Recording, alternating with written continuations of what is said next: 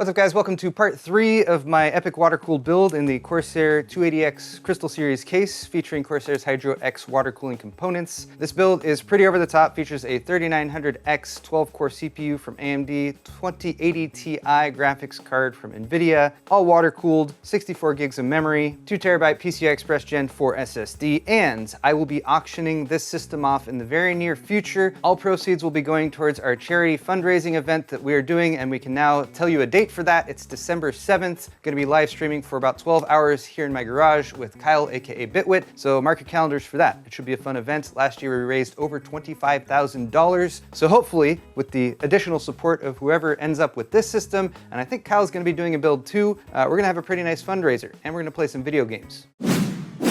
Excellent!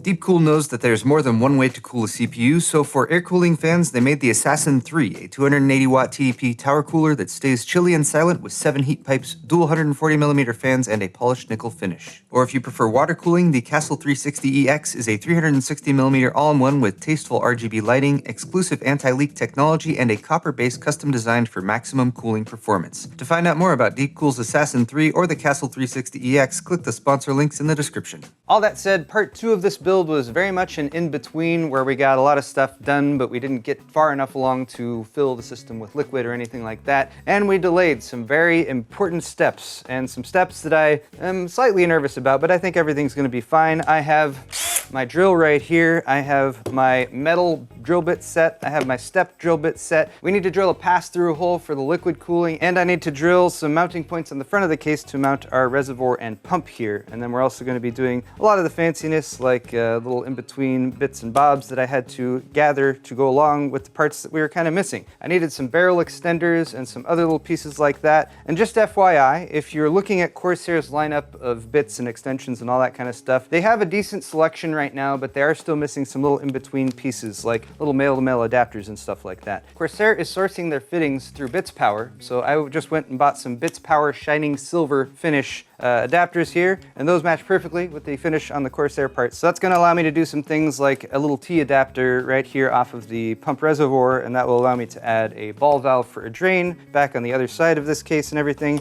All that said, we got lots to go through today, so let's get started.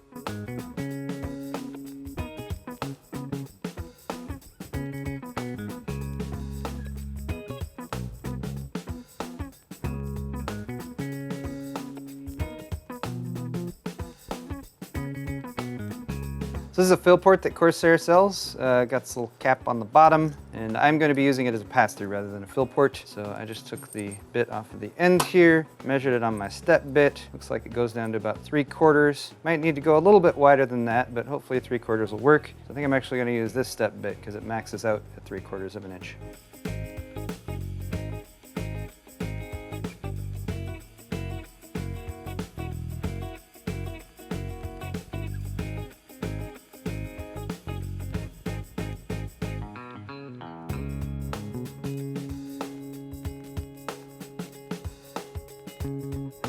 So the case is on its front right now. I just have the I/O hanging off the table, and we're figuring out where to mount this bracket so we can mount the pump. Pump needs to go in right about here. Pump needs to fit in beneath this pass-through that I just made, and in retrospect, I might have made that a little bit higher up, but I think we're still going to be okay. Pump fits into this bracket. I want to mount the bracket to the front of the case because there's a nice flat piece right there. However, there are the mounting points along this edge where the front panel needs to pop in. I think we might need to conflict with one of those, but that's okay. We can work around it. To that end, I made a little template here so we can measure where it needs to go on this side. I think I'm going to be able to figure out where one of the screw holes can go and then use this template on the other side to figure out where the other 3 go.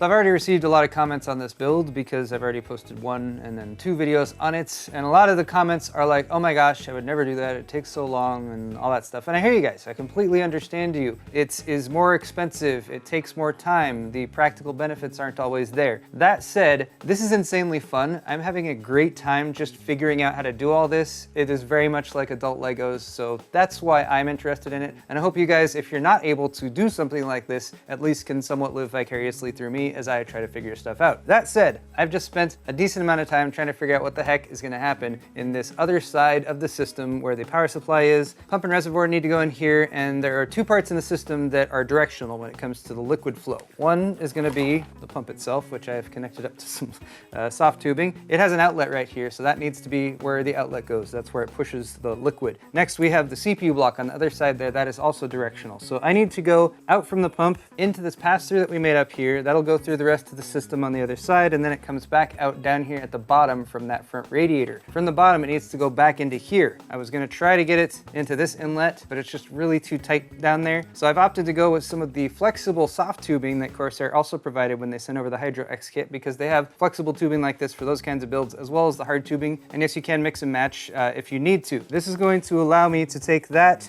out from the bottom and just sort of loop it around gently, lazily with a flexible tube that I can move around as I do other stuff like RGB lighting plugging in, and then go back in the top without using a convoluted mix of rotary fittings and other stuff that would add both to the cost of the build as well as the weight, because these can be pretty heavy. Fortunately, I ordered a set of these to help with this build, and most of what I've ordered has arrived today, so that helps us move forward. So moving forward, I'm gonna get a female-to-female adapter and another one of these soft tubing fittings so that I can convert where it comes out of the radiator down there to the soft tubing, loop that in, mount this, then get the rest of the loop put together.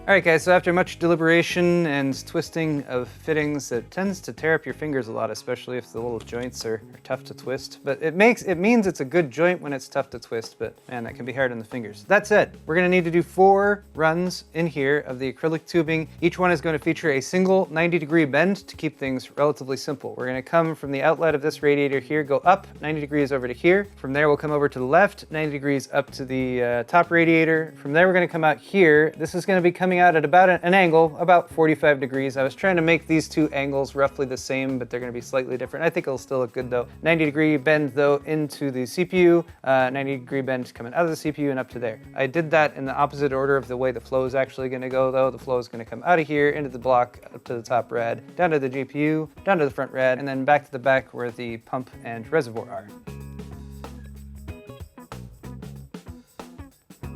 I got a nice 90-degree bend here on my first attempt, which I'm happy about, since again, I really haven't worked with acrylic very much. Unfortunately, I didn't leave myself enough room with the silicone insert to get a hold of it to pull it out, so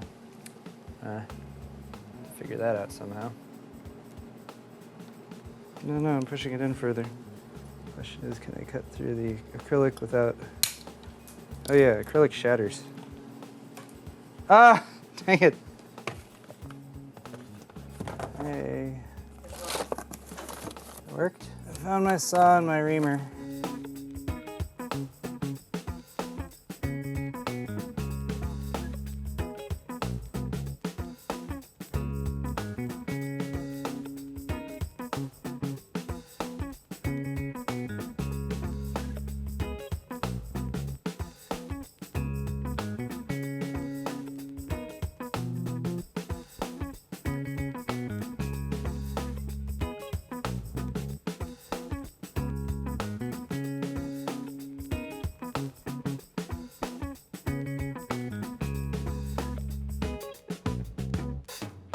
All right, guys, after a lot of trial and error and figuring stuff out, I believe the loop is set up to my satisfaction. However, we have not, of course, filled it yet and tested for leaks. So that is what we're gonna move on to next, which is why we've tucked in a bunch of paper towels here wherever we might detect leaks. I'm gonna keep a close eye on this front part up here for the front radiator. I'm gonna be using Corsair's XL5 clear performance coolant, just because that's what they sent over. And honestly, I don't have any distilled water to throw in there right now. Hopefully, if there's no leaks, we can just leave that coolant in there and it'll be just fine. And if you're wondering, I'm not doing any dye or opaque coolant or anything like that for this build because I'm going to leave that up to the person who ends up with it. If they want to add that in, they certainly can. I'm going to provide them with a system that will hopefully last at least a decent amount of time before it requires some maintenance. Here's the other side where you can see the loop is completed. Still a bit of a mess when it comes to cables, but I've been separating all of the RGB stuff from the fans and everything.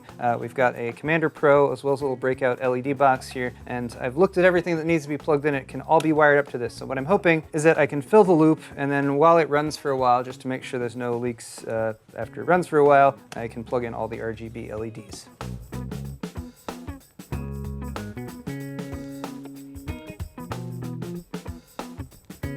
So we got through the fill up phase with the water cooling loop, and right now the pump is just cycling. We're double checking to make sure there's no long-term leaks. There were no initial leaks, which is awesome. Very happy about that. So last stage to this build before we can power it on and see what everything looks like with RGB LEDs is controlling the RGB LEDs. For that we have a Commander Pro. It is a separate little device that Corsair makes that allows you to control a bunch of different things. It's got fan headers, it's got RGB headers, it has a USB 2.0 pass-through. So what we need to do, and the thing I neglected to do, but the thing fortunately I can still access, is plug a USB 2.0 header back into the motherboard itself. And here's where I wanted to point out one of the specific things I was trying to do with this build that I think I was successful with, which is to make it still somewhat functional, even though it's got a hardline custom water cooling loop in there. So to that end, I routed the tubing up here rather than going across the bottom area here. So even though there's an intake fan here down at the bottom, I can still access this lower area, which allowed me to remove my first version 4K 60 Pro out of there, which is actually mine. I just put in there temporarily. Meanwhile, Corsair sent over the version 2 of the 4K 60 Pro, which is nice in that it is significantly smaller than the original. And although this is still not going to give us enough clearance down here to add another 120mm intake fan,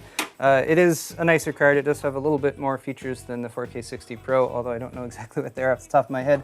Last thing though is, as mentioned, that's Commander Pro, which I've sort of fed through the back here. So as you can hopefully see when my hand isn't blocking it, I am still able to access those USB 2.0 headers down at the bottom to plug this in.